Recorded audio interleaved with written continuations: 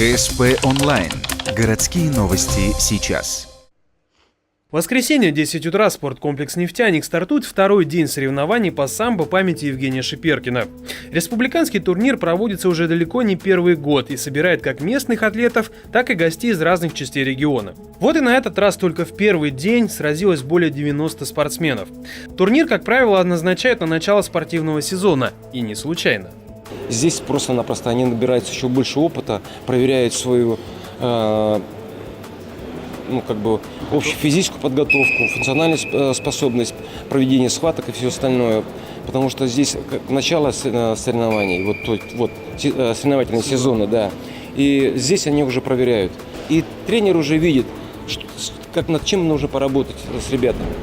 Второй день турнира состоит из двух разделов. С утра атлеты сразятся в спортивной версии самбо, а ближе к полудню – в боевой. Она более жесткая, но и более реалистичная. В боевой версии разрешены удары руками, ногами, локтями и головой, а также болевые, удушающие и добивающие удары в партере. По итогам соревнований вручат и две особенные награды. Кубок за лучшую технику получит атлет по спортивной версии, а за волю к победе рефери выберут участника из боевой версии. Помимо прочего, на турнире можно выполнить норматив для получения спортивного разряда.